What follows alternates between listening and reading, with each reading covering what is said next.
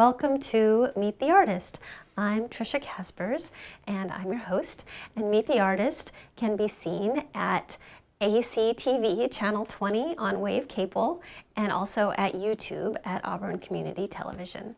And today we are going to be talking to watercolor artist Sonja Hamilton. Welcome, Sonja.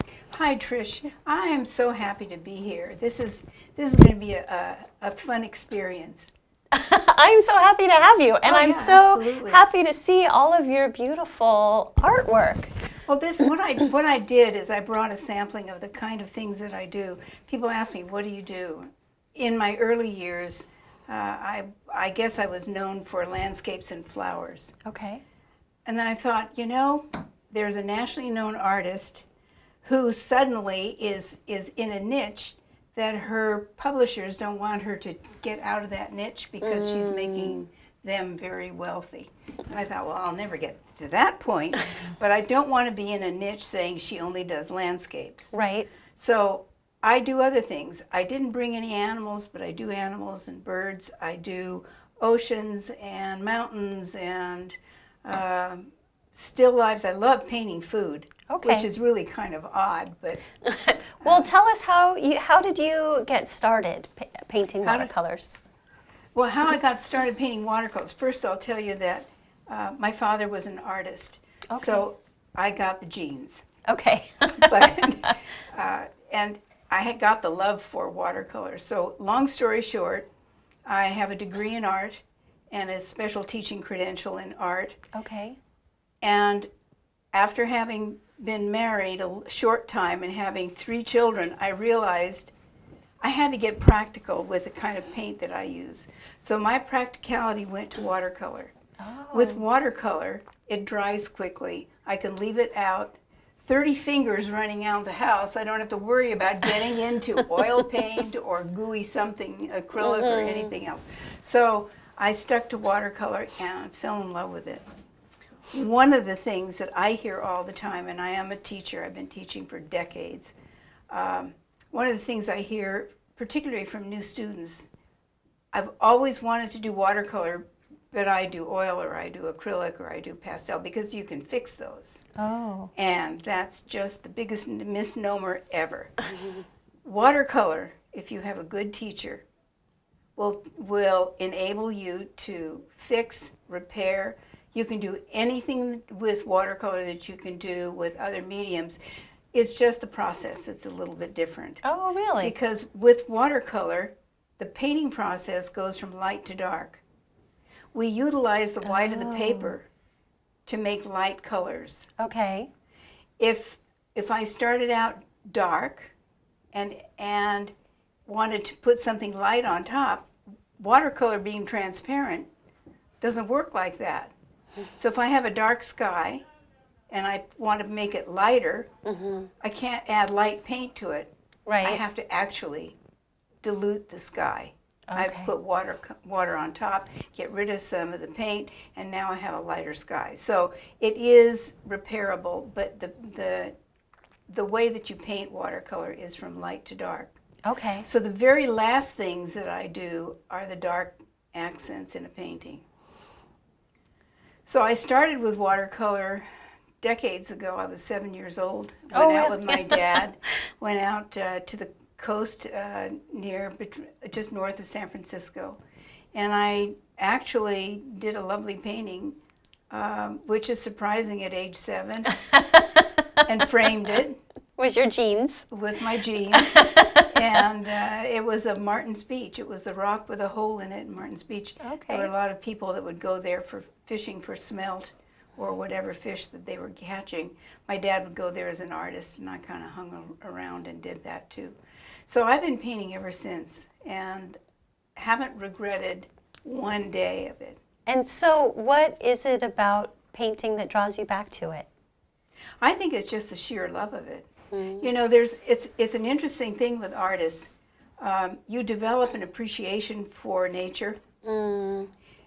You can't wait to get out there. So I get out there and I photograph, and if I don't have time to paint on the spot, then I'll just go take a bunch of pictures, some source material, go home, and then I print them up, or now I put them in my computer. But I have files of hundreds and hundreds of photographs that are categorized. Wow. So if I need to do a flower, I say, which flower do I want to do? Do I go to P. pansy, or do I go D. dahlia? So you're very organized. Well, it saves a lot of time and grief. I bet. So, although I have to tell you, a long time ago, I got the urge to paint a full-sized painting, which is a full sheet painting, which is 20, well, it's this size. Okay. And I knew what I wanted to paint. I had been to Pescadero on the California coast. I had been on a corner, on a curve on the road. I saw the beautiful scene. I knew I had to paint it. And there's no place to park. You can't pitch your stuff there. You can't even take a photograph. So here I had the urge. I had to paint that scene for Pescadero. I did walk back and take a photo, but I couldn't find it. I wasted 45 minutes going through this and that and all that. Impossible. So I said, I just can't stand it. I'm going to paint it anyway. And I got my paints out, and I put the board out and got everything ready. 45 minutes later, it was done. Wow. And just coincidentally, it won several awards in shows that I put in. And it was wonderful. Oh my gosh. I remembered what I wanted to do. I did what I wanted to do. It all worked. And do you normally paint that quickly, or is that seems really fast? No, most of the time, unless it's a detailed painting, most of the time I paint, and usually in an hour and a half a painting is done. Wow. Yeah. But I've been painting a long time, so Right. I understand how to use all the materials, and so it goes quickly. If you kind of linger a lot, you lose it. It doesn't work out well. Okay. So why don't you tell us about some of the paintings that you brought here today? Let's begin with this amazing lightning. I am so stunned by this lightning. Well, actually most of the paintings that I have done, they're not particularly the two that are on the wall. But most of the paintings that I do during the year are demonstration paintings in my classes. Okay. So I lead my students through the process, the procedure, why I want to do it, how I'm going to plan it before I start. I always have a plan. It may be a skeleton, but I have a plan. So this one was supposed to be dramatic sky. It is dramatic sky. Well, and then I achieved something. So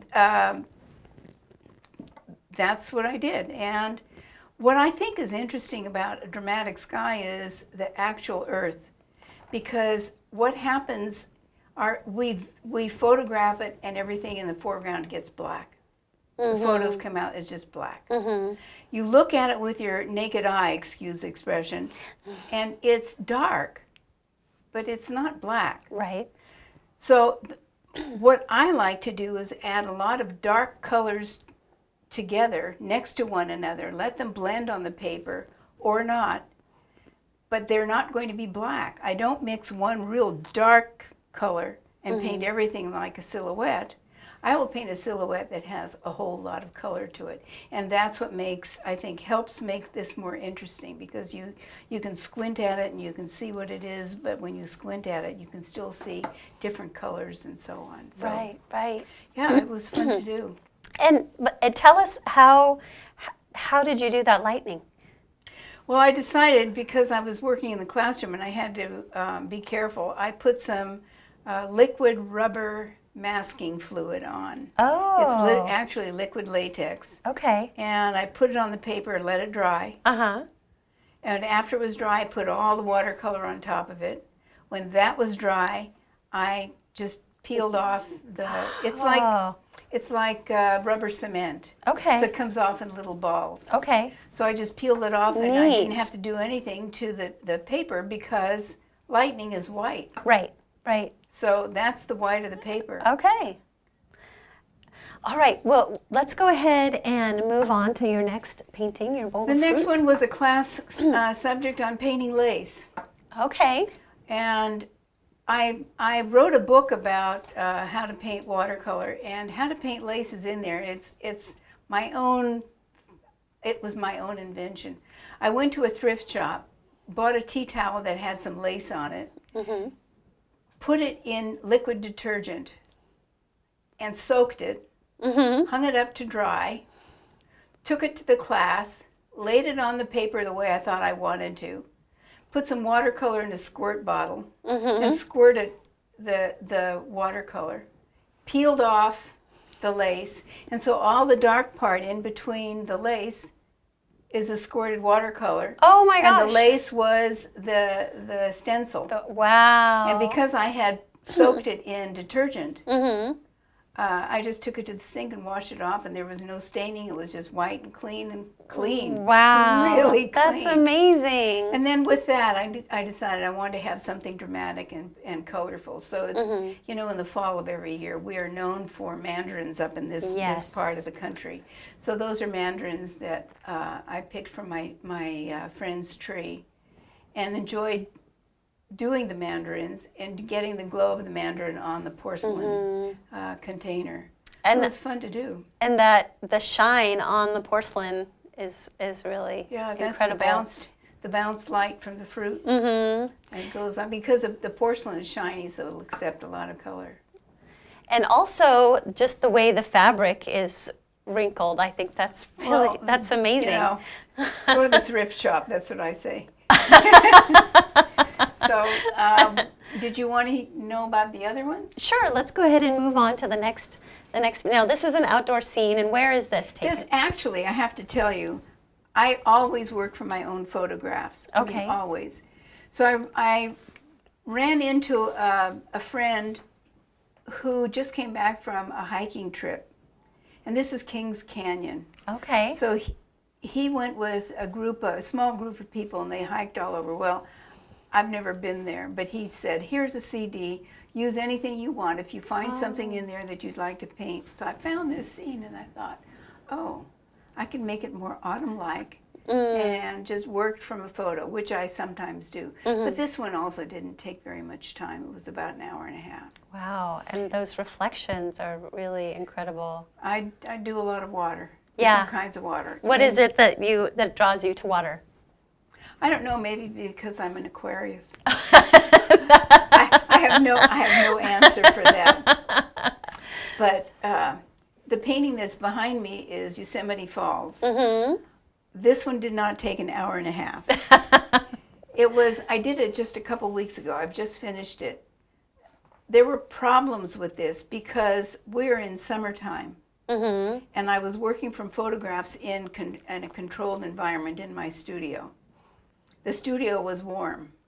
So all my puddles of paint that I would mix were drying. Oh. So I would use it and put it on the paper, and then I'd look and it would be dry on there, and then I'd go look at the paper and it was drying. I thought, oh, all right, put on the AC. I was so comfortable painting with the AC, and all that wind continued to give me a drying problem. So I would paint a little bit, and then I'd shut the door, go out. And then I'd paint a little more, and then I'd come and shut the door until it was done. So it took a while because I couldn't stand the heat. You know, they say if you can't stand the heat, get out of the kitchen. But what is interesting, I think, I don't know if you're going to ask me, but you probably will because everybody says that. They say, "How do you know when you're done?" Well, what I do is I take a digital camera and I take a photograph of it. Okay. And I look at the printout on the camera, and if it looks the way I think it should look, and then I'm done. That's interesting. So I was done 5 times. I'd go back to it and I'd look at it and say, no, I have to darken this, and then I'd darken it and I'd shoot it with a camera, and I'd look at it and say, well, that's better. It could be a little darker. So I'd shoot it with a camera and I'd say, I'm putting it away. I've got to get away. So the next day I'd come in with the camera, and I did it until it was done. So what is it that you see in the camera that you don't see on the canvas? The camera lens does the same thing as squinting. Okay. When you squint and look at things like this, it's not that I want crow's feet or any more that I have, but what it does, it takes away the detail and it puts the darks and light patterns together. Okay. And so and these are called values in the art world. Mm-hmm. So a value scale is from light to dark or dark to light, so you have the different grays. So when I do this, when I look at you, all I see is a dark blouse and a face with hair, and I know where all the parts for your face are, but I didn't see the mic, I didn't see a lot of, so what it does, it concentrates, and I can see better what it is that I want to do. The main thing for any good painting is a good value relationship. Oh. And a good value relationship is based on the light. Mm-hmm. So if you have good lighting, that will give you shadows, cast shadows, shade. That's what a good artist will achieve, because you can look at it, you can understand where the light is coming from. And this is, of course, for realism. If you're an abstract artist, that goes out the window. Right. But that's what I do. And so when I look in the camera at my paintings, I look for value relationships. Okay. Excuse me. So you have some other pieces that you've brought here. Would you like to share those with us? This is a class lesson on how to paint rocks. Okay. And that water. The rocks and the water are a natural together. Mm-hmm. So what I do with this is work quickly, and usually my students are amazed that you can do this with watercolor and do it so fast, and it's done when you're finished. I mean, not going over and over and over. It's usually done the first time around. That water is stunning. And you know what I'd like to do for you in a couple minutes is show you how I paint rocks. Great. So I have an easel set up, and I'll show you how to do rocks. That would be wonderful. I have another painting also that shows a little bit about what you can do also with the masking fluid, the rubber latex, like I did for the lightning. If I do a nice drawing, if I put rubber all over that and let it dry, then I can wet the paper and have a very soft, lovely background, which gives the illusion of light and soft light. I can then, on top of it, as it's drying, add some leaf shapes. It's just like looking through an old-fashioned camera where you had to focus. Mm-hmm. You focus on one thing, and the rest is not sharp, clear. Right. So that's what I try and achieve in most of my paintings, to have something painterly that is a little mysterious, and let the viewer go through it and enjoy and see and discover things. So how do you, with watercolor, how do you get these sharp details like these that you have in the porcelain here? I have different size brushes to use. Okay. So if I need to do a lot of detail, I go to small pointy brushes, which are called rounds. Okay. But for the most part, every painting that I do is usually with a 1-inch brush. The painting behind me, I used a 1.5-inch brush also. So the larger the paper, the larger the brush, the more detail you have, the smaller and more pointy the brush, because there's a limit to how much you can do with a flat brush, although I do most everything with a flat brush. Okay, so it's just a pointier brush. All my trees are done with a flat brush, even the little ones in the Kings Canyon, flat brush. Wow. You've been using the flat brush for a long time. I've worn out a few flat brushes in my day. Well, go ahead and show us how is this a flat brush you're using here? I will be using a flat brush because I can cover a lot of territory with it all at once.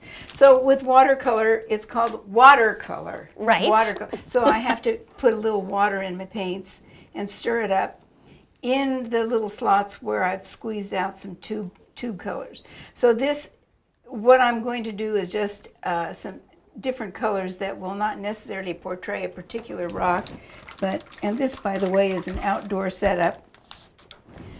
So what I'm mixing is ultramarine blue, which historically came from lapis lazuli from Afghanistan, and some of it is still being mined and brought over from there. And this one is burnt umber, which is an earth pigment. It's umber. It's been cooked, It's burnt umber, and it comes from the ground. So when you mix them two together, these two together, you get a beautiful brown, and sometimes you get a gray if I add a little more blue to it. So I have a range of colors to work with. So now what I really do think of first is which way is my light coming from. Mm-hmm. And I'm using paper that has a rough surface. All paper has three surfaces: smooth, not so smooth, which is called cold press, or not, N-O-T, in Europe. But this is rough. Rough is rough. It's like you forgot to iron your cotton shirt. So with this, I'm thinking the light source is going to be coming from the left. And what I'm going to do is make the dark on the right side over here. And I really don't care how it goes on because this is just a little demo. So I'm going to put it on and hope that I figure out what I'm doing. And hope that I'm doing okay. So here is a contour of the rock on the right side, and I'll take the lighter brown over here and put it on the top. Now what's interesting is the paper that I use is going to work with me, not against me. And that's a fantastic thing, because if I want to have the ease of watercolor, I need to have help with it, and the help is the paper choice. So now water and paint are put down, and I'm looking at it from side to side, and I can see that on the dark side that I painted first, it's starting to dry. On the left side, it's still a little shiny, so it tain't wet, tain't dry. It's kind of in the ballpark. If I darken the bottom, that means I'm going to have a little more paint that has to dry. And this one is dry already, so I'm just going to add a little more paint here and just close it up. And now I take my credit card. My husband loves me. We've been married for years, decades. He doesn't realize that when I cut up a credit card, I wait till it expires first. So then when I look at this and the sheen is right, I will just scrape rocks like this, and I need a tissue. I forgot to bring my tissue. Let's see if I have. Sorry about the delay. It's somewhere, but I don't know where. Yeah, here's a Kleenex. So what I do is scrape it, and I need to take the residue off the credit card because it's not going to help me if it's on there if I'm going to scrape it. So I'm going to wipe it off. This is called the sound of watercolor. And as I do this, I'm also thinking light, dark shapes. And this is how I did all the granite for Yosemite too. So that, folks, is a rock and watercolor, how I do it. So if I made sure that the rock bottom was sort of kind of straight on the bottom, and I did that so I could do this. And this sets the rock in the water and the sea, and then I go see, and it's done.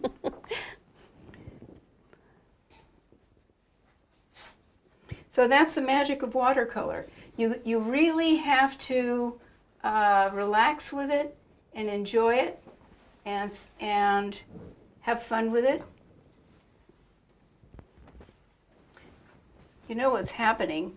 I'm getting hooked into making a painting. Well, come on back and we will talk about your classes. Okay. Okay. I will do that. Thank you for showing us how. That's amazing. It's fun. Yeah. I mean, if you know what you're doing, it's even more fun because then you're not suffering through it. So my classes, yeah.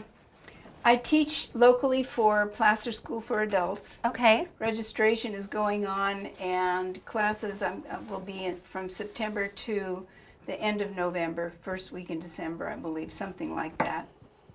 I'll be teaching 2 6-week classes with them, intermediate and advanced watercolor, because I can help a lot of people who already understand watercolor to become better Every year I do a workshop in Yosemite. Oh. So I teach there for a week, and every day I take a group out to a different location. So I have my groupies that follow me, and I have people that sign up. So I've had between, maybe 8 people in a class to about 35. Wow. Once every year or every other year, I go to Europe and I teach a workshop there. I just came back from France, and we painted castles, gardens, and drank a little wine in the wine region. It Of was course. delicious. Does that help the painting process? I usually drink afterwards, so that's what I do, and I have the best job on the planet. Absolutely, Honestly. I agree. really do. And so you Great work fun. with adults. I work with adults. I have a credential that says K through 14. Okay. But I've been dealing with adults, and they love it, and I have a following. Okay. So you have some art that's going to be on display, it looks like. You have the KVIE art auction. Yes, they've selected one of my paintings to be on the art auction. I think you have the date that is going to be Yes, aired. October 6th through the 8th. Yes, and And- that's where you can go online, kvie.org /art auction, and you can view all the paintings and the artists and find out when they're going to be auctioned off. Okay. And then the painting behind me is going to be in the Placer Arts Studio Tour, the November tour. Right. And this one is going to be exhibited at the Westfield Galleria in Roseville. And it's a preview show of some of the artists, not all of them. Okay. All of the artists will be at the General Gomez Building, 808 Lincoln Way in Auburn. Okay. And there's another preview show that I'm not in. I'm in these two, the Galleria and Gomez. There's a preview show also for student artwork and emerging artists, and that's going to be at the Placer Arts office. Okay, so the Placer Arts Studio Tour is November 10th through the 12th, and it takes place in Roseville all the way up through Tahoe. So Yeah, Placer County is fractured, but it serpentines a long way. it certainly does. So if anybody is interested in seeing how to do more techniques, this is my book, Watercolor. It's only a piece of paper, and you can contact me through my website, Okay. sonjahamilton.com. I try to make it as easy as possible, sonjahamilton.com. And Sonja is spelled with a J. Sonja with a J. Okay, So, right. there you have it. All right. And I am Tricia Caspers. Thanks so much for staying with us at Meet the Artist. And Meet the Artist is supported by North Auburn Artist, which is a group of about 20 artists, and they host the annual Mother's Day studio tour each year. And you can find Meet the Artist at ACTV Channel 20 on Wave Cable, as well as YouTube, Auburn Community Television. Thanks for watching.